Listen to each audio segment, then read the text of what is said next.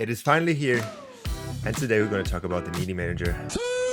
The basics of this device, how to use it as efficiently as possible, some cool things you can create with this, and well, let's say I found a little glitch. Let's have a look at the melee manager that is finally in Fortnite Creative. Here it is. The melee manager had a rough start. It took a while since it finally got enabled. It's working properly now, so we can actually look at it and see what this thing can actually do. First and most foremost, this is the melee designer slash melee manager, as a lot of people like to call it. And in here you're going to do basically everything that is related to the swords. There are two basic swords which have literally nothing to do with this melee manager. They are just in there as basic swords and basic weapons, but they cannot be changed as far as I'm concerned, because everything you do is happening in this device. And if we have a look in this device, you can already see it's quite different from other devices. We have a option to choose between the sword and the hammer. Hopefully it comes a lot more, but for now these are the two options. If we choose one of these, we get greeted with a device like this.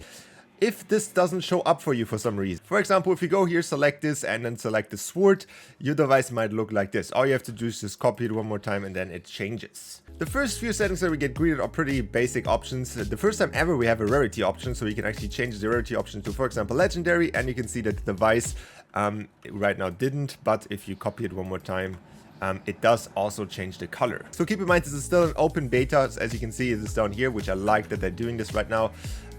But yeah, naming the sword is the same thing. We can now have a name. So for example, we can call this the mighty sword, and then we can select it. We can also spawn the weapon if we press on this little button over here, and then we can see it is called mighty sword. It's a legendary item. So you can see right now that we have two swords, and this sword is the basic sword that I selected, and this will never change.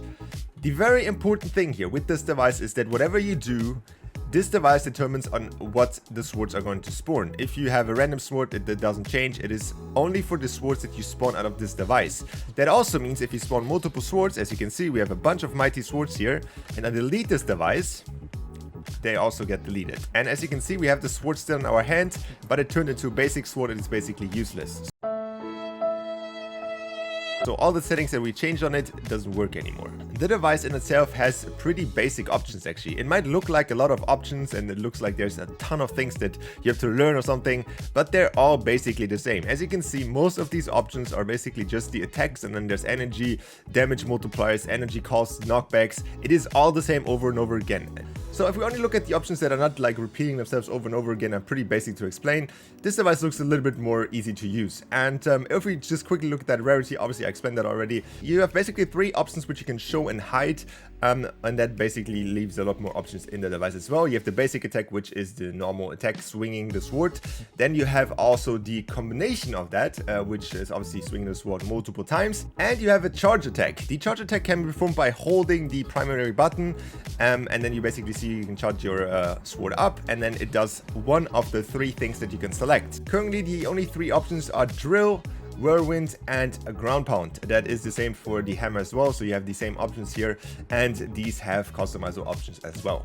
So we have two options which we have never really seen before. That is the lock on target, which obviously makes it a lot easier to hit targets. Depending on if you want to do PvP or PvE, that might be a better option to turn it on or off.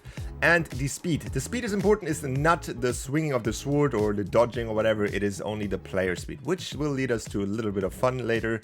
That is on that. You can see the basic things in here are pretty simple. Critical hits, jump attack, damage. Super simple settings. All is super customizable. And then we have the last thing, which is the custom color. So I wish we would have a little bit more options here, or the options in here would turn out to be a little bit cooler, but I will not complain about this. You can see if we press all of these options and then spawn a sword quickly, this right now is the maximum of color you can get on your sword. I put everything to the highest. It is a little bit, I wish I would be like a little brighter, or like you could have like the full sword in one color, but that is how we have to deal with it right now. And that is basically right now the only options that we can change when it comes down to the look of the sword or hammer. And that is basically all you can customize in this device. It is actually fairly simple, but you can still do a lot with it. It is not like a super complicated device or something that you have to like study for hours and hours. Really simple, really straightforward, and you can do a lot of things with it. So I think that's a really cool and well done device here. I really hope that we get a lot more options here. But now we come to the things that you can actually do with it, some little things that people ask me how to do it. And the first thing is how to do the lightsaber. yeah, you can now finally do a lightsaber in Fortnite Creative. You can even name it lightsaber. So as you can see, you can name it lightsaber, you can spawn a weapon, and you have a sword which is named lightsaber. Well, even with the red glow that I showed you earlier, it is not really looking like a lightsaber right now. We do need a little bit of VFX. So I showed this multiple times, and I'm just gonna quickly scroll through this. If you really want to copy these settings, you can do so, but I have multiple videos now to do that. The most important thing is obviously that we spawn this at a body part, spawn it at the weapon, which is our sword, and that we spawn it at a player on a channel. Channel 1, we have a trigger here, and if we start the game with the sword in our hand, we can now step on here, and we have the most convincing lightsaber that we can possibly recreate in Fortnite Creative.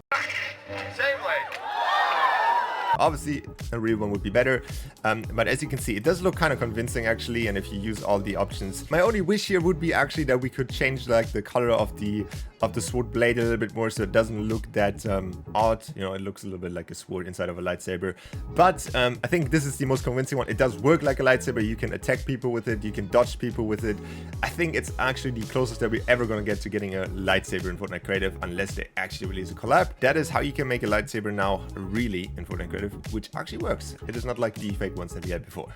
And I think a lot of you guys wondered what this is in the background the entire time. I tried a little bit of experimenting before this video, and I found out that you can have a little speed glitch with this device. So we have a melee manager, which is on the maximum speed adjustment, so 500. And we also have a bunch of mutated zones here. And we also have a speed booster in the back. So now if we start the game and we have our sword, we have our maximum speed, right? You can see. We can quickly test how fast we actually are with the speed boost, the spawn, and all that kind of stuff. And how fast we can actually run. There's one thing which will change in a few seconds. But you can see that we're pretty fast. And it looks like we're gonna speeding up here really fast. It is an amazing time. But what if we could even speed it up a little bit more? So this one right here, as you can see, is made with a bunch of different mutated zones. This one will speed us even more, but there's one special thing to it. As you can see, the mutated zone only works really if you have a lot of running speed, because it kind of multiplies over time. So you can see we're kind of speeding really fast, and we have like 3 seconds compared to the 5 seconds before.